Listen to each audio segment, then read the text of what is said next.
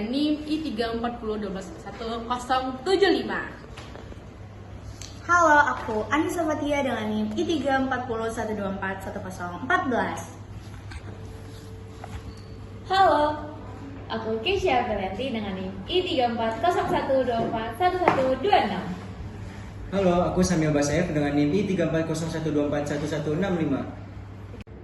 Hai teman-teman, selamat datang di podcast Civic Talks, suara warga inspirasi pembangunan. Pada episode kali ini, kita mau bahas suatu hal yang sangat dekat nih sama kehidupan masyarakat Indonesia, yaitu ketimpangan struktural di pedesaan. Tapi aku tentu aja nggak sendiri untuk bahas ini. Di sini aku mengajak 2 orang mahasiswa SKPM 61. Hai Kesha. Gimana nih kabar kalian hari ini? Baik. Oh, baik banget ya, oke. Mungkin boleh langsung perkenalan dulu. Boleh banget. Halo teman-teman, aku Ica, mahasiswa SKPM angkatan 61. Dan aku Ziha dari SKPM 61. Nah, tadi tuh aku sempat mention kalau kita pada kali ini tuh mau bahas tentang ketimpangan struktural di desa. Kalian tahu gak sih perihal permasalahan itu? Tahu banget sih, karena topik ini tuh sangat penting banget karena desa sendiri disebut sebagai tulang punggung bangsa. Nah, tapi masih banyak banget ketimpangan yang terjadi di desa. Iya betul, jadi pembahasan ini mengaitkan dengan 3 artikel. Yang pertama itu adalah artikel lampu kuning dari Indonesia, dan yang kedua ada artikel superhero Indonesia, serta ada jurnal internasional tentang spesial inequality di kawasan IKN. Wah, mantap banget ternyata pengetahuan mereka seputar ketimpangan struktural di desa ini. Jadi mungkin bolehkah kita langsung mengulik lebih dalam lagi perihal ketimpangan struktural di desa ini? Iya. Yuk ulik bareng-bareng. Yuk. Nah, ngomongin soal ketimpangan di desa, sebenarnya menurut kalian apa sih yang menonjol dan kelihatan dari permasalahan ini? Nah, masalah pertama tuh kalau kita bisa lihat dari artikel pertama yang berjudul Lampu Kuning dari Desa. Di sana membahas kalau misal desa itu masih jauh dari kata sejahtera dan juga masih ketimpangan banget lah kelihatan. Terus desa juga dianggap sebagai pelengkap kota, bukan malah prioritas utama. Di artikel 2 pun juga membahas masalah tentang ketimpangan sosial ekonomi, pengangguran yang tinggi, dan rendahnya indeks pembangunan manusia. Jadi, kondisi desa masih jauh dari sejahtera.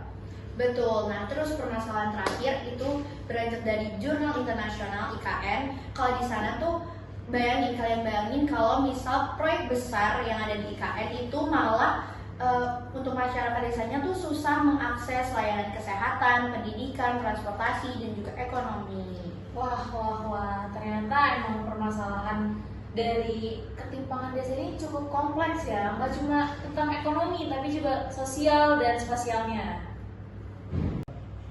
Lanjut nih, menurut kalian apa sih yang bikin desa tuh tertinggal? Nah, jadi tuh penyebab utamanya ada di konsentrasi pembangunan kota. Jadi desa tuh kayak dianaktirikan gitu loh. Nah, terus juga distribusi sumber daya yang gak merata antara desa dan kota. Di desa, infrastruktur, lahan, pelayanan publik itu tuh masih minim banget. Sedangkan di kota banyak banget numpuk. Jadi di desa gak kebagian tuh. Ditambah lagi kapasitas pemerintahan desa yang masih sangat terbatas. Ditambah dominasi elit lokal. Jadi seringkali warga biasa tuh nggak dapat kesempatan yang adil. Wah, jadi dampaknya kayak serius ya? Bener, dari dampak tersebut itu mengakibatkan kemiskinan struktural, SDM yang rendah, lapangan kerja yang minim, dan juga orang-orang yang di desa itu pada pindah ke kota, bermigrasi untuk mencari kehidupan yang lebih baik. Nah, migrasi besar-besaran pun ke kota ujung-ujungnya bikin masalah baru di kota. Wah. Nah, kita ke pertanyaan selanjutnya nih ya. Jadi sebenarnya pemerintah udah ngapain aja sih untuk pembangunan desa ini? Nah, pemerintah itu udah menyiapkan dana desa. Dana desa tersebut dipersiapkan untuk membangun infrastruktur yang lebih layak untuk pedesaan. Selain itu, ada juga program pemberdayaan UMKM dan koperasi desa. Jadi masyarakat nggak cuma jadi buruh, tapi bisa punya usaha sendiri. Dan juga ada data desa presisi atau DDP. Itu menarik banget karena melibatkan warga langsung. Jadi kita bisa pakai drone buat pemetaan. Tapi sayangnya masih banyak kelemahan, kadang nggak tepat sasaran, transparansinya kurang, dan hasilnya tuh belum signifikan buat ngurangin ketimpangan ini. Jadi sebenarnya udah ada nih solusi dan usahanya, tapi sayangnya belum maksimal ya. Iya, Betul banget. Oke, pertanyaan lagi nih. Jadi dari kalian ide untuk solusinya tuh ada nggak sih? Ada banget. Jadi ide solusi dari kita yang pertama, pembangunan desa harus berbasis data presisi. Jadi harus sesuai dengan kebutuhan masyarakat desa itu sendiri. Kedua, penting banget nih melibatkan pemuda desa. Mereka juga punya energi dan kreativitas buat jadi motor penggerak pembangunan. Dan jangan lupa ada keadilan sosial. Jadi pembangunan gak cuma numpuk di kota. Jadi di desa bisa mendapatkan kesempatan yang sama. Tambahan nih, transparansi pembangunan dana desa dan pemberdayaan ekonomi lokal, misalnya pertanian, pariwisata, dan ekonomi kreatif harus berimbangan. Wah, idenya keren ya. Semoga nanti bisa terrealisasikan ide dari kalian ini. Amin. Jadi dari obrolan kita hari ini bisa ditarik kesimpulan bahwa solusi untuk ketimpangan desa itu butuh partisipasi masyarakat, data yang presisi, dan inovasi. Bener banget, jadi desa nggak cuma jadi objek pembangunan, melainkan subjek yang berdaya.